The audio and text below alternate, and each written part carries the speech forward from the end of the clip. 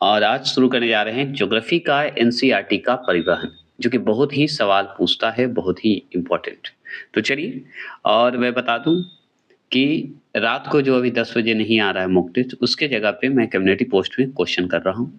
किसी वजह से थोड़ा ज़्यादा बिज़ी हूँ, इसलिए वो वीडियो नहीं आ पा रहा है, आएगा।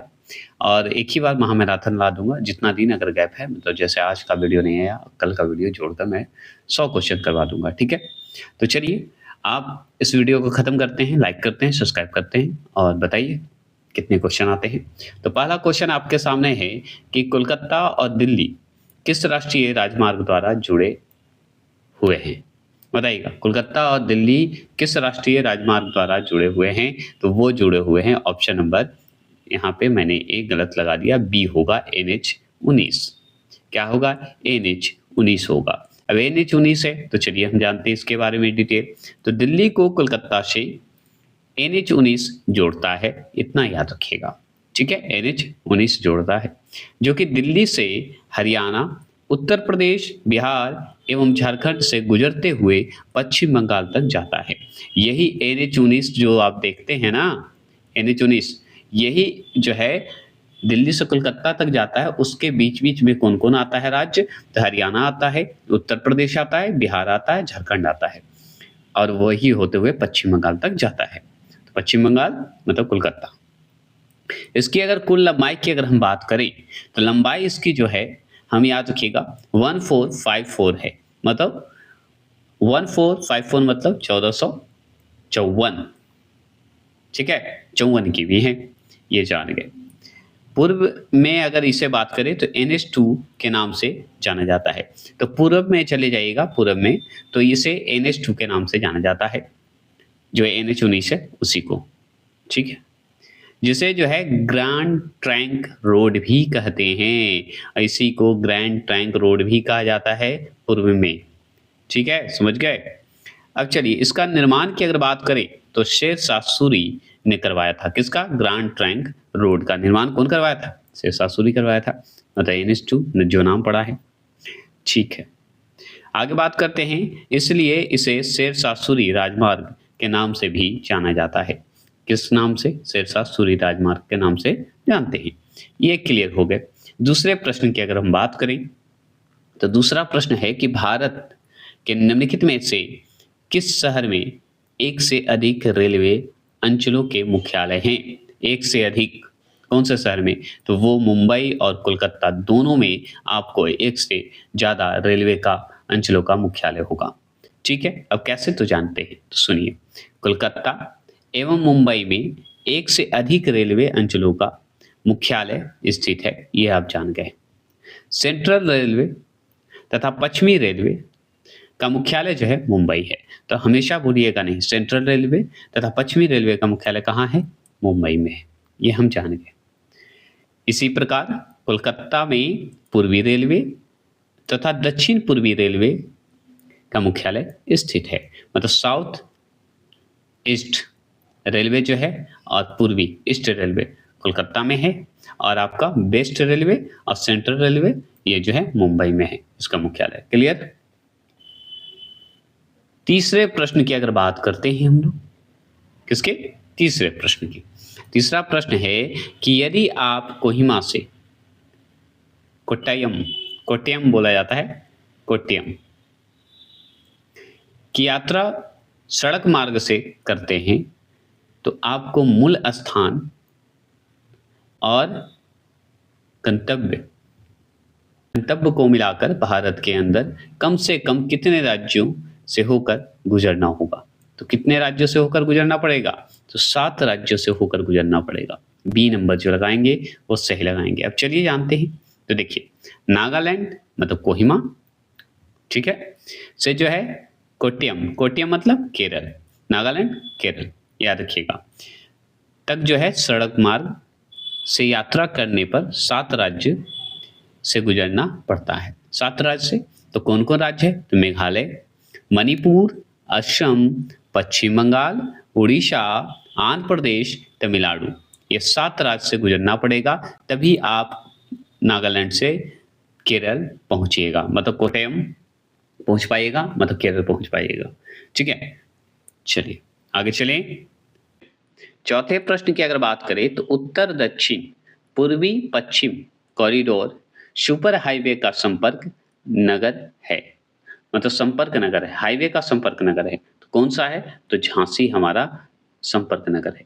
मतलब देखिए, हमारा नॉर्थ साउथ चले जाइए, वह ईस्ट वेस्ट है, ठीक है। इन दोनों बीच का जो नगर का जो संपर्क है सुपर हाईवे का, वो झांसी आता है, ठीक है। झांसी आता है तो चलिए हम जानते हैं, तो सुनिए। दक्षिण उत्तर दक्षिण व पूर्वी पश्चिम corridor super highway Uttar Pradesh में स्थित झांसी में एक दूसरे से मिलते हैं। मतलब उत्तर दक्षिण और पूर्वी पश्चिम का कॉरिडोर जो है, जो सुपर हाईवे बोलते हैं हम लोग, उत्तर प्रदेश में झांसी जो है वहां पे जाके मिल जाते हैं ये दोनों हाईवे, ठीक है। ये कॉरिडोर जो है कौन? उत्तर दक्षिण और पूर्वी पश्चिम कॉरिडोर राष्ट्रीय राजमार्ग विकास कार्यक्रम का हिस्सा है। किसका है? राष्ट्रीय राजमार्ग विकास कार्यक्रम का हिस्सा माना जाता है। इसका प्रबंध जो है परिवहन मंत्रालय की एक संस्था राष्ट्रीय राजमार्ग प्राधिकरण द्वारा किया जा रहा है। किसके द्वारा? राष्ट्रीय राजमार्ग प्राधिकरण द्वारा किया जाता है। क्लियर हो गया, ठीक है। पांचवा प्रश्न क्या है, सुनिए। पांचवा प्रश्न है, भारत में निम्नलिखित में से कौन सा शहर जो है स्वर्णिम चतुर्भुज मार्ग नेटवर्क में स्थित नहीं है? कौन सा इस चार ऑप्शन के हिसाब से जो कि स्वर्णिम चतुर्भुज मार्ग से जुड़ा हुआ नहीं है, स्थित नहीं है? तो चंडीगढ़ जो है स्थित नहीं है। कोलकाता, मुंबई, नई दिल्ली है। क्यों है? चलिए हम बता देते हैं, तो सुनिए। स्वर्णिम चतुर्भुज परियोजना का संबंध जो है राजमार्गों से है। आगे तो एक सवाल आपका बन गया। इसके अंतर्गत, किसके अंतर्गत भाई?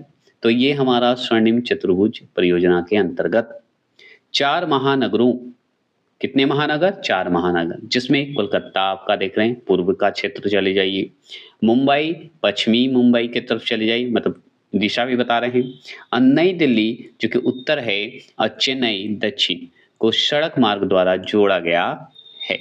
समझ गए? तो अगर आपसे पूछेगा कि स्वर्णिम चतुर्भुज परियोजना क्या है, तो एक राजमार्ग है। राजमार्ग है तो इसके अंतर्गत 4 महानगर जुड़े हुए हैं, कोलकाता, मुंबई, नई दिल्ली, चेन्नई, ये सब जो है जुड़ा हुआ है, ये सड़क मार्ग बना हुआ है। इसकी अगर कुल लंबाई पूछे किसकी, तो स्वर्णिम चतुर्भुज की अगर बात करें, राजमार्ग की अगर लंबाई पूछे तो आप बताइएगा 5846 किमी है। ऐसे याद रखिएगा, 58 को अलग कर दीजिए, 46 को अलग कर दीजिए, याद हो गया होगा आपको। कितना बताइएगा? 5846, मतलब 5846 बता दीजिएगा, याद हो जाएगा। क्लियर? छठे प्रश्न की अगर हम बात करें तो भारत के निम्नलिखित बंदरगाहों में से कौन सा एक खुला सागरीय बंदरगाह है? क्या है? खुला सागरीय बंदरगाह है, तो वो हमारा चेन्नई है। कौन है? चेन्नई, खुला हुआ, ठीक है। चलिए अब जानते हैं इसके बारे में, तो सुनिए। वह बंदरगाह जहां जलीय पोत तट से दूर खुले सागरों में ही लंगर डालते हैं। कहने का मतलब पोत क्या होता है? जहां पे जहाज का रखने का जगह होता है, जहां पे जहाज बनाया जाता है, उसी क्षेत्र को कहा जाता है पोत। समझ गए? ये मैंने नेक्स्ट में नहीं बताया था, इसलिए बता दिया। तो जलीय पोत तट से दूर, थोड़ा सा दूर पे लिए या खुला सागर कहते हैं। क्या कहते हैं? उसी को खुला सागरीय बंदरगाह कहते हैं या कहलाता है। समझ गए? है बनाया जाता है, ठीक है, उसी को कहा जाता है पोत। चलिए आगे चलते हैं। भारत में चेन्नई बंदरगाह इसका प्रमुख उदाहरण है। खुली सागरीय बंदरगाह का अगर उदाहरण पूछे तो आप बताइएगा चेन्नई बंदरगाह। और जो भी मैं कम्युनिटी पोस्ट में क्वेश्चन देता हूँ ना, यही सब बुक से देता हूँ जो मैं पढ़ाता हूँ, एक्स्ट्रा कहीं से नहीं देता, तो जरूर पढ़ के जाइएगा।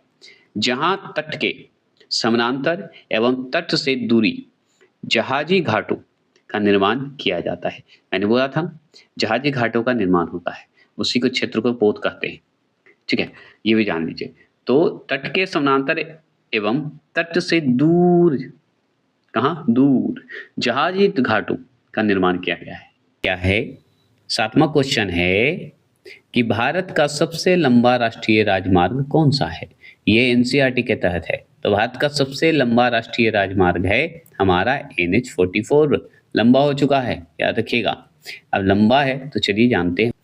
भारत का सबसे लंबा राष्ट्रीय राजमार्ग जो है NH44 है, मतलब NH44 है, जो श्रीनगर से कन्याकुमारी तक विस्तृत है। तो आपसे पूछेगा कि NH जो 4 है, नेशनल हाईवे जो देखते हैं 44, वो कहाँ से कहाँ तक है? तो श्रीनगर से कन्याकुमारी तक विस्तृत है।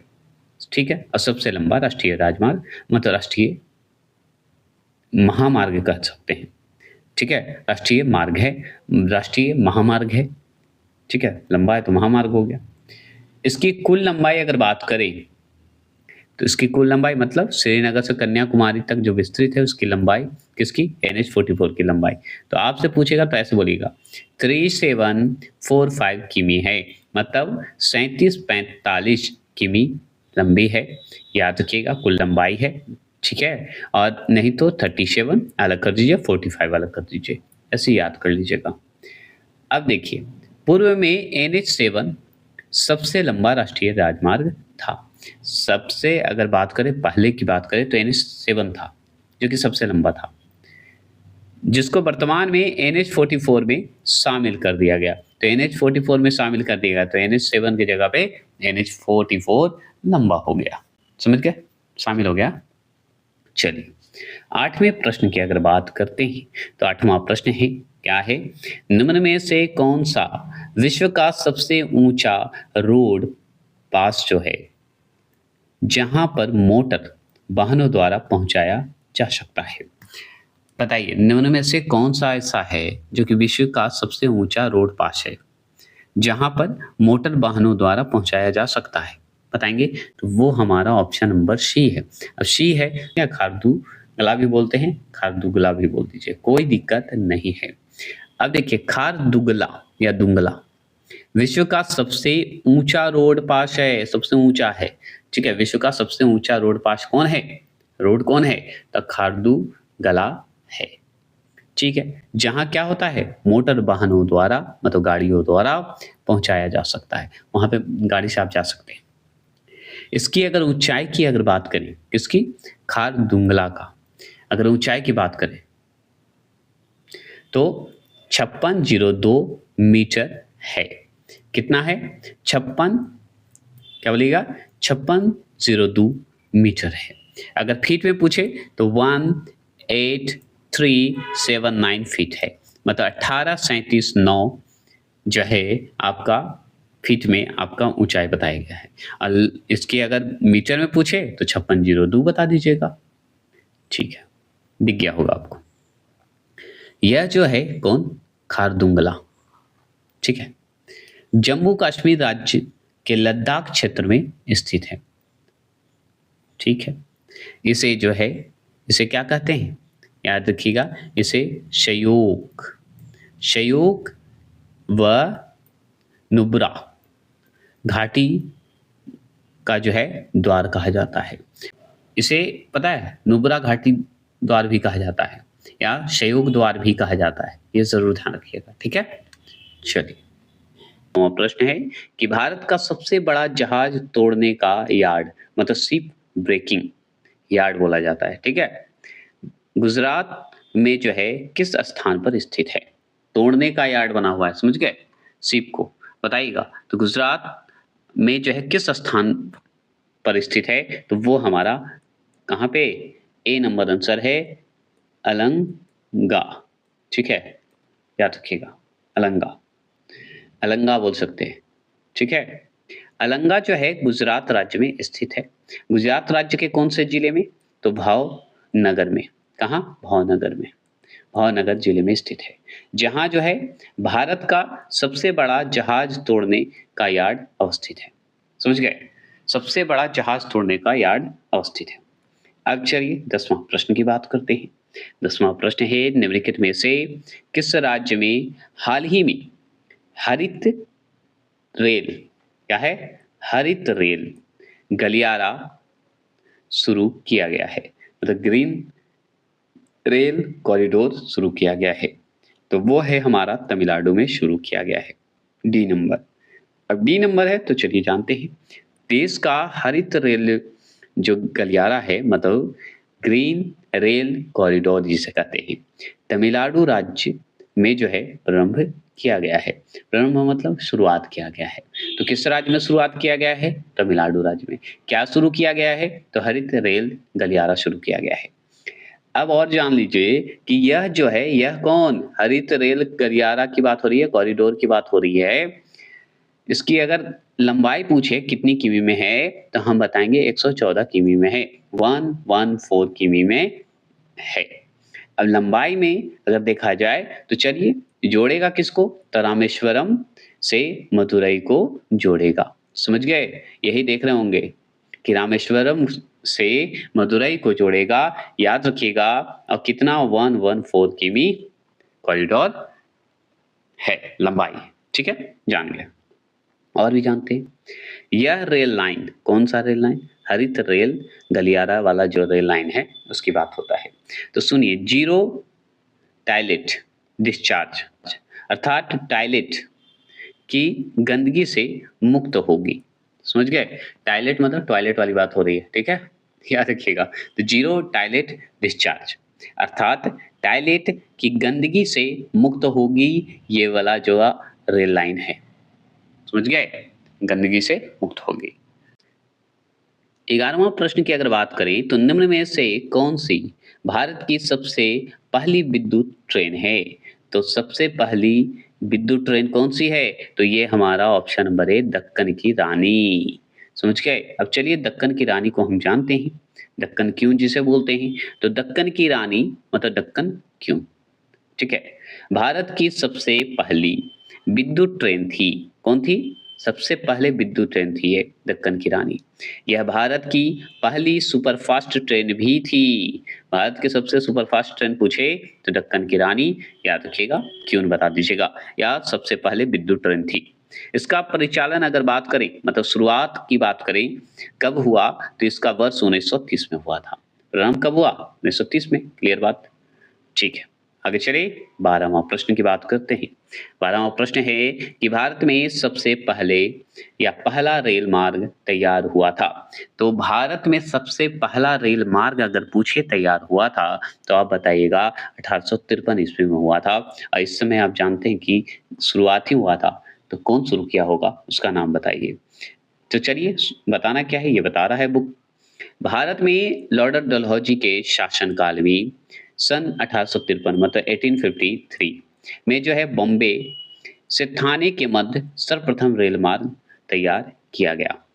ठीक है? अब बॉम्बे बॉम्बे की बात हो रही है तो बॉम्बे बोरीबंदर स्टेशन, जहाँ पे बोरीबंदर स्टेशन है, समझ गए, से थाने के मध्य सर्वप्रथम रेल मार्ग तैयार किया गया। इस रेल मार्ग पर, ठीक है, भारत का पहली रेलगाड़ी जो है चलाई गई थी। भारत की पहली रेलगाड़ी चलाई गई थी इस रेल मार्ग पर। तो 16 अप्रैल डेट अगर पूछे तो आप बताइएगा 1853 को चलाई गई थी, रेलगाड़ी चलाई गई थी इस पटरी पर।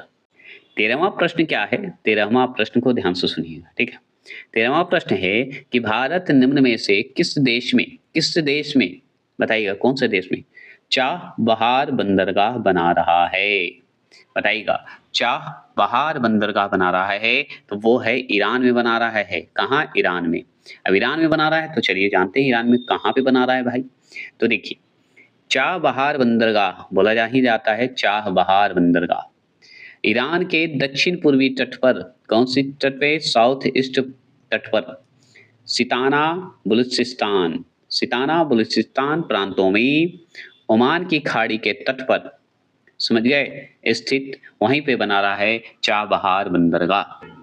और बात करते हैं और सुनिए, 23 मई 2016 को 23 मई 2016 को जो है भारत, ईरान व अफगानिस्तान के मध्य इस बंदरगाह को लेकर समझौता किया गया।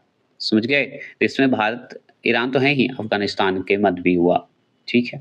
अगर बात करें 14 प्रश्न की बात करते हैं तो 14 प्रश्न है, कोंकण रेलवे निम्नलिखित में से किन दो राज्यों को जोड़ता है? बताइएगा, कोंकण जो है रेलवे है वो बताइए किन दो राज्य को जोड़ेगा? तो वो जोड़ेगा महाराष्ट्र और कर्नाटक को जोड़ता है। ठीक है? अब महाराष्ट्र को जोड़ता है तो चलिए जानते हैं। तो सुनिए, कोंकण रेलवे जो है महाराष्ट्र में रोहा को जो है कर्नाटक के मंगलोर से जोड़ता है। ठीक है? एक बात जान लीजिए, जो आप पढ़ते हैं हम लोग, तो हर ढंग से पूछ सकता है सवाल। तो कोंकण रेलवे पूछेगा किसको जोड़ता है? तो महाराष्ट्र कर्नाटक को जोड़ता है, हम जान गए। लेकिन महाराष्ट्र के कौन से? रोहा। रोहा और कर्नाटक के कौन से? मंगलोर। ये दोनों को भी जोड़ता है। तो सवाल अगर पूछेगा तो रोहा और मंगलोर को भी जोड़ता है, ये दे दीजिएगा। इसका निर्माण की अगर बात करेंगे, किसका निर्माण? कोंकण रेलवे का निर्माण की बात करेंगे तो हम बताएँगे 1998 में हुआ था, 1998 में हुआ था, ये बोल दीजिएगा। यह रेल मार्ग जो है कोंकण रेलवे मार्ग की बात हो रही है, कितना? 760, ठीक है? 760 मतलब, ठीक है? ये हम जान गए कोंकण रेलवे, जो कि 176 नदियाँ तथा 2000 पुलों एवं 91 सुरंगों को पार करती है। सोच रहे हैं कोंकण रेलवे जो है वो कितना लंबा है? तो 760 किमी लंबा है, मतलब 760, ठीक है? कितने नदियों को? तो 176 नदियों को, 176। और कितने पुल को? तो 2000 पुल को। और कितने सुरंग? 91 सुरंगों को पार करता है कोंकण रेलवे। समझ गए? चलिए, ये रेल मार्ग जो है 15वां प्रश्न क्या है कि निम्नलिखित विकल्पों में से भारत का सबसे व्यस्त अंतर्राष्ट्रीय बंदरगाह कौन सा है? तो ये है option number A, Mumbai. Option number A Mumbai है। मुंबई है तो चलिए जानते हैं। तो सुनिए, मुंबई जो है भारत का व्यस्तम अंतर्राष्ट्रीय बंदरगाह है। क्या है? व्यस्तम, मतलब बहुत बिजी रहने वाला बंदरगाह है मुंबई। यह जो है भारत के जो है पश्चिमी तट पर स्थित है। कहाँ है? भारत के कौन से तट पे? पश्चिमी तट पर स्थित है। ठीक है? कौन? मुंबई बंदरगाह जो है। यह जो है एक प्राकृतिक पोताशय और देश का सबसे बड़ा पतन है। तो मुंबई जो है देखिए, पोत का भी है, मतलब जहाज निर्माण के लिए, जहाज लगाने के लिए, ये सब का भी है, प्राकृतिक है, नेचुरल है। दूसरा कि देश का सबसे बड़ा पतन भी माना जाता है। पतन मतलब बंदरगाह, ये आप जान के। 16वां प्रश्न क्या है? सुनिए, 16वां प्रश्न है कि भारत का सर्वप्रथम ऊंचाई पर स्थित हवाई अड्डा है। तो भारत का सर्वाधिक ऊंचाई पर स्थित हवाई अड्डा कौन सा है? तो वो है लेह हवाई अड्डा। ठीक है? लेह हवाई अड्डा है। तो चलिए लेह कहाँ है जानते हैं। तो देखिए, भारत का सर्वाधिक ऊंचाई पर स्थित हवाई अड्डा लेह हवाई अड्डा है। तो याद रखिएगा, लेह में समुद्र तल से इसकी ऊंचाई अगर लगभग पूछे तो हम बताएंगे 32-56 मीटर है। कितना है? 3256 मीटर है। तो 32-56 बोल दीजिएगा, मतलब 3256 मीटर ऊंचा है। यह जो है क्या है? यह है लेह हवाई का बात हो रहा है। जम्मू कश्मीर राज्य के लद्दाख क्षेत्र के लेह जिले में स्थित है। ये हम जान गए, लेह में है। लेह में कहाँ? लद्दाख के क्षेत्र में। और ये जम्मू कश्मीर राज्य के लद्दाख क्षेत्र के लेह जिले में स्थित है। इतना याद रख लीजिएगा। इस हवाई अड्डा या इस हवाई अड्डे का नामकरण लद्दाख क्षेत्र के आध्यात्मिक गुरु, कौन से गुरु हैं? लद्दाख क्षेत्र के आध्यात्मिक एक गुरु थे, उनका नाम है कुशोक, कुशोक बकुला के नाम पर किया गया। ठीक है? कुशोक बकुला के नाम पर रखा गया है लेह हवाई अड्डा को। समझ गए? चलिए आगे चलते हैं। 17वां प्रश्न क्या है कि वर्तमान मुंबई बंदरगाह, जो वर्तमान में जो मुंबई बंदरगाह है, के दबाव को कम करने के लिए कौन सा या कौन से पतन का निर्माण किया गया है, मतलब कौन से बंदरगाह का निर्माण किया गया है? तो वो है नहावा शेवा, पूरा है सेवा बंदरगाह के नाम से जाना जाता है। इसी का निर्माण किया गया है मुंबई का थोड़ा बोझ कम करने के लिए, नहावा शेवा। अब सुनिए, मुंबई बंदरगाह के दबाव को कम करने के लिए नहावा शेवा बंदरगाह का निर्माण किया गया है, जो कि नहावा शेवा जवाहरलाल नेहरू पतन के नाम से भी जाना जाता है, ये याद रखिएगा। ठीक है? बंदरगाह के नाम से जाना जाता है। यह जो है नहावा शेवा जो बंदरगाह है, भारत का सबसे बड़ा क्या है? कंटेनर पोर्ट भी है। समझ गए? सबसे बड़ा कंटेनर पोर्ट माना जाता है नहावा शेवा, नहावा शेवा, जो कि और किस नाम से जाना जाता है? जवाहरलाल नेहरू पतन के नाम से जाना जाता है। ये जरूर ध्यान रखिएगा। अब देखिए 18वां प्रश्न क्या है कि राजा, क्या है? राजा शांसी अंतर्राष्ट्रीय हवाई अड्डा कहाँ है? बताएंगे तो सी, अमृतसर में। कहाँ है? अमृतसर में। अमृतसर में। तो सुनिए, गुरु रामदास जी अंतर्राष्ट्रीय हवाई अड्डा, जिसे राजा शांसी अंतर्राष्ट्रीय हवाई अड्डा भी कहा जाता है। तो गुरु रामदास के नाम पर ये अंतर्राष्ट्रीय हवाई अड्डा है, जिसे एक और नाम से जानते हैं, जिसे राजा शांसी के नाम से जाना जाता है। ये कहाँ है? तो अमृतसर में स्थित है। तो अमृतसर में जो हवाई अड्डा है ना, वो गुरु रामदास जी के नाम से जाना जाता है और एक और नाम से राजा शांसी के नाम से भी जानते हैं, शासी भी बोल सकते हैं। ठीक है? चलिए, याद हो गया होगा। अगर 19वां प्रश्न की अगर हम बात करें, तो किस रेल प्रखंड पर प्रथम जो है सीएनजी ट्रेन शुरू की गई? बताइएगा, सीएनजी ट्रेन शुरू हो गया है, बता रहे हैं? प्रथम सीएनजी ट्रेन शुरू की गई, तो ये है हमारा डी, रेवाड़ी। याद रखिएगा, रेवाड़ी। और क्या है? रोहतक प्रखंड पर किया गया है। समझ गए? रेल प्रखंड पूछ रहा है, तो रेवाड़ी रोहतक प्रखंड पर किया गया है, सीएनजी ट्रेन शुरू की गई है। अब चलिए जानते हैं सीएनजी का विस्तृत रूप अगर पूछे आपसे, तो संपीड़ित प्राकृतिक गैस है। ठीक है? नेचुरल गैस भी है, एकदम प्राकृतिक गैस है। तो हरित गृह गैसों, द ग्रीन हाउस गैस कहते हैं जिसे, हरित गृह गैसों के जो है उत्सर्जन को कम करने और डीजल की खपत में कटौती करने के उद्देश्य से भारत में सीएनजी ट्रेन का परिचालन किया गया है। मतलब अब सोचिए, डीजल का खपत कम हो भाई, आपका जो है हरित गृह गैसों का उत्सर्जन कम करने के लिए सीएनजी ट्रेन चलाया गया है। ठीक है? कि देश में प्रथम सीएनजी ट्रेन 14 जनवरी 2015 को हरियाणा के रोहतक से रेवाड़ी के मध्य चलाई गई। 20वां प्रश्न है कि निम्नलिखित में से कौन सा राज्य जो है हजीरा, विजयपुर और जगदीशपुर पाइपलाइन से नहीं जुड़ा है? बताइएगा, पाइपलाइन से नहीं जुड़ा है, तो वो है ऑप्शन नंबर सी, महाराष्ट्र। ठीक है? कौन? एमएच जो है नहीं जुड़ा है। चलिए अब जानते हैं, तो सुनिए, सुन सकते हैं कि हजीरा, विजयपुर, जगदीशपुर, ठीक है, जिसे HVA मतलब H से हजीरा, B से विजयपुर और J से जगदीशपुर पाइपलाइन गुजरात में स्थित, बढ़िया से सुनिए, गुजरात में स्थित हजीरा को मध्य प्रदेश के विजयपुर से होते हुए उत्तर प्रदेश में स्थित जगदीशपुर को जोड़ता है। मतलब 3 राज्य को, गुजरात, मध्य प्रदेश और उत्तर प्रदेश को जोड़ता है, क्योंकि हजीरा गुजरात में है और विजयपुर मध्य प्रदेश में है, उत्तर प्रदेश में जगदीशपुर है। तो ये तीनों राज्य को जोड़ा कि नहीं, ये पाइपलाइन, समझ गए। इसकी शाखाएं जो है राजस्थान में कोटा तथा उत्तर प्रदेश के जो है कौन सा स्थान को जोड़ता है? तो ये शाहजहांपुर, शाहजपुर और बबराला व अन्य स्थानों पर है। तो यूपी में ज्यादा है, ये विस्तृत, याद रखिएगा। ठीक है? तो ये पाइपलाइन जो बनाया गया है, ये आपका तो 3 राज्य जान गए और राजस्थान के कोटा तक है, याद रखिएगा। और उत्तर प्रदेश के जो कुछ-कुछ क्षेत्रों में भी ये जो है आपका जोड़ा गया है, जो कि शाहजपुरा हो गया, बबराला हो गया, ये सब स्थान जोड़ा गया है। 21 क्वेश्चन हमारे नीचे दिए गए युग्मों में कौन से युग्म जो है सही सुमेलित नहीं है? तो सही सुमेलित नहीं है, तो जलमार्ग है और राजमार्ग अलग है।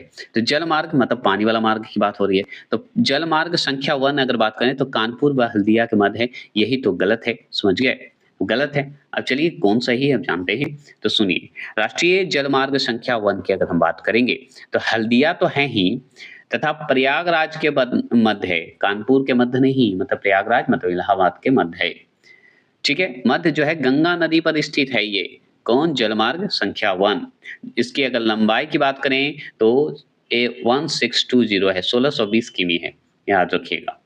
अगर बात करें हम लोग और, तो देखिए ये जो आप देख रहे हैं राष्ट्रीय जलमार्ग संख्या 2, राष्ट्रीय जलमार्ग संख्या 2 देख रहे हैं, तो शदिया व धुबरी के मध्य जो है स्थित है। इसकी लंबाई पूछे तो कितनी किमी में बताइएगा जलमार्ग का?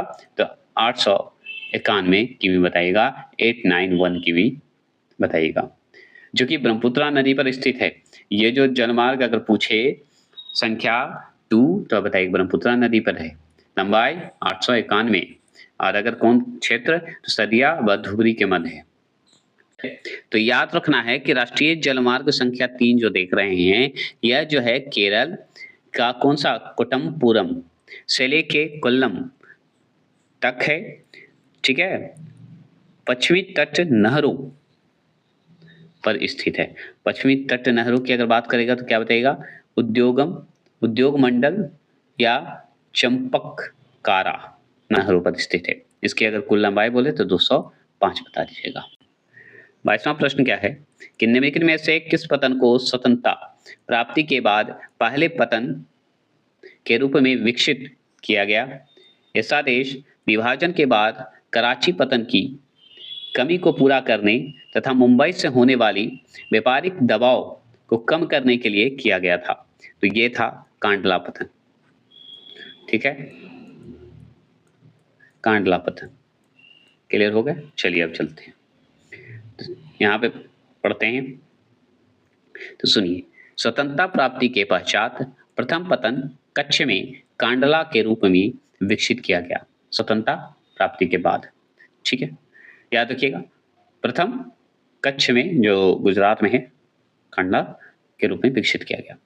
ऐसा देश विभाजन के बाद कराची पतन की कमी को पूरा करने तथा मुंबई से होने वाली व्यापारिक दबाव को कम करने के लिए किया गया था। ये कांडला जो पतन बना था, ये जो कराची पतन था, वहां पे कराची पतन एक सब जुड़ा हुआ था, उस समय तो कराची पतन था ना, उसकी कमी को पूरा करने के लिए, मुंबई से होने वाली व्यापारिक दबाव को कम करने के लिए कराची, जो आप देख रहे कराची पतन हो गया, मुंबई का जो पतन था उसमें दबाव बढ़ गया था मुंबई पे, व्यापारिक दबाव, तो उसको कम करने के लिए ये कांडला बना था, जो कि गुजरात में बना था। कांडला एक जो है ज्वारीय पतन है, याद रखिएगा, ठीक है। क्या है? ज्वारीय पोर्ट है। यह जो है जम्मू कश्मीर, हिमाचल प्रदेश, पंजाब, हरियाणा, राजस्थान व गुजरात के औद्योगिक सामग्रियों तथा खदानों के आयात निर्यात को संचालित करता है। मतलब है तो कांडला गुजरात में, आप जानते हैं, और गुजरात में है तो आप ये भी जान लीजिए कि यहाँ पे जितनी भी औद्योगिक अगर सामग्री आता है, खदानों की बात करते हैं या आयातों या निर्यातों की बात करते हैं, तो जम्मू कश्मीर, हिमाचल प्रदेश, पंजाब, हरियाणा, राजस्थान और गुजरात, ये सब क्षेत्रों का सामग्री जब आता है तो यही कांडला पतन पे आता है। 23वां प्रश्न क्या है कि भारत में देश के कुल यातायात में सड़क यातायात का भाग है तो कितना है? तो यह है बी, 87%, ठीक है, 87%। तो देखिए, सड़क परिवहन एवं राजमार्ग मंत्रालय के अनुसार जो है लगभग 68% माल ढुलाई एवं 87% यात्री यातायात सड़कों द्वारा किया जाता है। समझ गए? ये एनसीईआरटी के आंकड़े के अनुसार है। राष्ट्रीय राजमार्ग कुल सड़क यातायात का लगभग 40% वाहन करते हैं। इन सड़कों का कुल अगर सड़क नेटवर्क में अगर बात करें लगभग तो 2% हिस्सा होता है, ज्यादा नहीं, 2% हिस्सेदारी है। सड़क परिवहन एवं राजमार्ग मंत्रालय के अनुसार देश में कुल सड़क नेटवर्क लगभग कितने लाख किमी में है?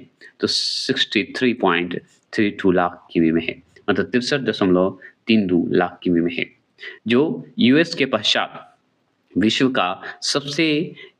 का जो है सबसे दूसरा या विश्व का दूसरा सबसे बड़ा सड़क नेटवर्क बोल सकते हैं। 24वां प्रश्न देखते हैं। प्रश्न क्या है कि भारत में कुल कितने राष्ट्रीय राजमार्ग हैं और उनकी कुल लंबाई तकरीबन कितनी है? बताइएगा। तो यह है डी, 599 और 1,00,000 है ना, 132,499 की भी है, ठीक है। चलिए 132,499। Basic road statics in India report 2018-19 के हिसाब से हम बात करेंगे। तो basic road statics in India 2018-19 की हम बात करें तो रिपोर्ट के अनुसार हम बात करेंगे तो 31 मार्च 2019 तक भारत में राष्ट्रीय राजमार्ग की कुल संख्या पूछे तो 599 बता दीजिएगा। क्या बताइएगा? 599 बता दीजिएगा। एवं लंबाई पूछे तो हम बता देंगे 1,32,499 किमी थी। 31 दिसंबर 2022 तक देश में राष्ट्रीय राजमार्ग की कुल लंबाई अगर पूछे तो कितना किमी है? 144,955 किमी है, ठीक है, याद रखिएगा। राष्ट्रीय राजमार्ग का सबसे बड़ा नेटवर्क महाराष्ट्र राज्य में है। तत्पश्चात उत्तर प्रदेश 12 स्थान में है। 25वां प्रश्न है कि भारत के किस राज्य में सड़क का घनत्व सर्वाधिक है? तो यह है बी, केरल में। ठीक है, केरल में। चलिए, सड़क परिवहन मंत्रालय के अनुसार सड़क घनत्व की दृष्टि से राज्यों में प्रथम स्थान केरल का है, ये हम जानते हैं। और राज्यों एवं संघ शासित प्रदेशों में जो है दिल्ली का प्रथम स्थान है, ये भी हम जानते हैं। भारत में औसत सड़क घनत्व अगर पूछे तो 1.8 किमी वर्ग किमी है। आगे बात करते हैं 26। बड़ी लाइन में दो पटरियों के बीच की दूरी होती है, कितनी होती है? तो हम बताएंगे 5-5.5 फीट होता है, ऐसे याद रखिएगा। ठीक है, आगे बात करते हैं। रेल मार्ग को जो है चौड़ाई की दृष्टि से 3 भागों में विभक्त किया गया है। ठीक है, 3 भाग में विभक्त किया गया है, मोटी गेज, बड़ी लाइन, छोटी लाइन। तो मोटी गेज में 2 पटरियों के मध्य जो है 1 मी की दूरी होती है। बड़ी लाइन में 2 पटरियों के मध्य जो है, याद रखिएगा, 5.5 फीट होता है, जो कि हम पढ़ लिए।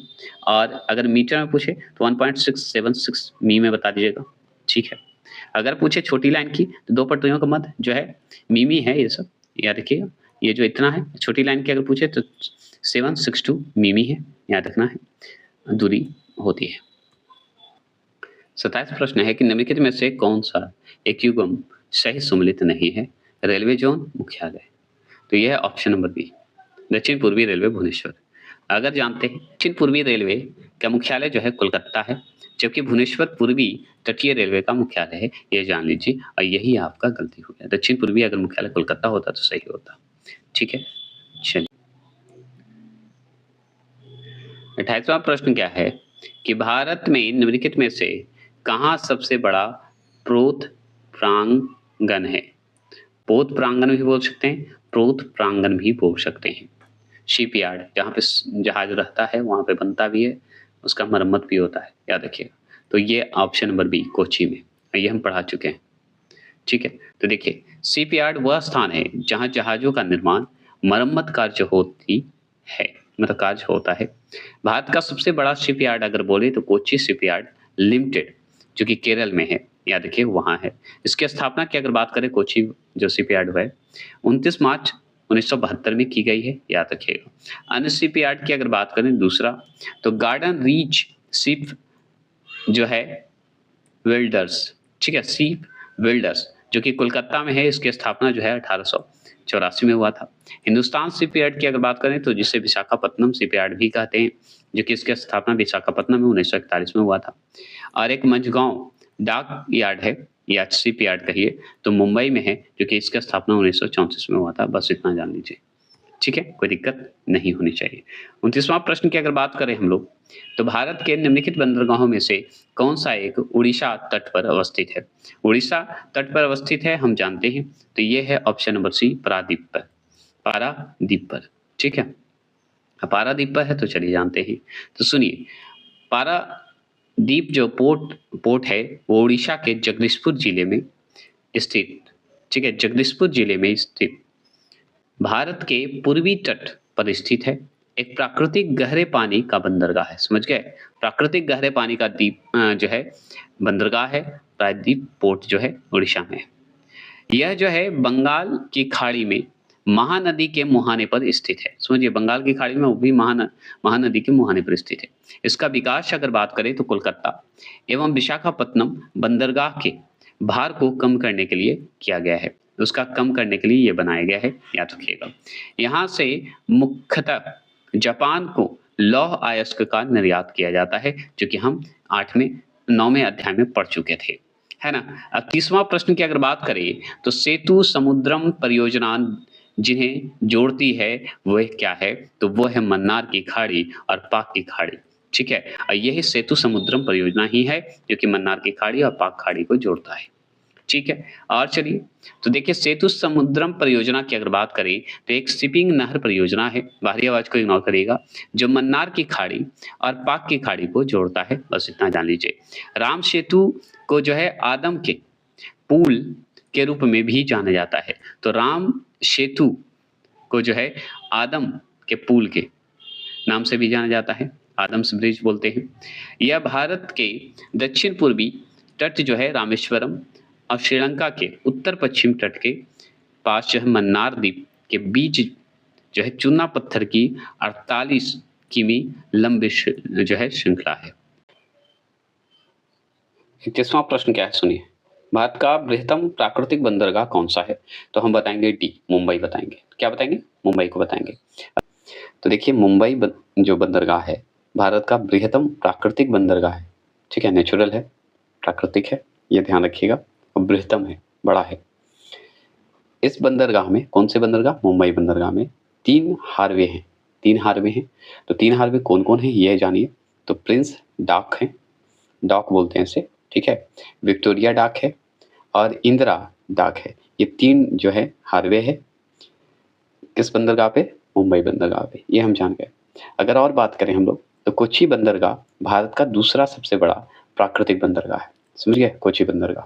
और कोच्चि बंदरगाह कहाँ है, किस स्टेट में, ये कमेंट तो आप करिए क्योंकि अभी जस्ट ऊपर से हम पढ़ते आ रहे हैं, ठीक है। 32 क्वेश्चन नंबर क्या है कि भारत का 13वां प्रधान बंदरगाह जो कि मेजर पोर्ट बोलते हैं जिसे, किस राज्य में स्थापित किया जाना है?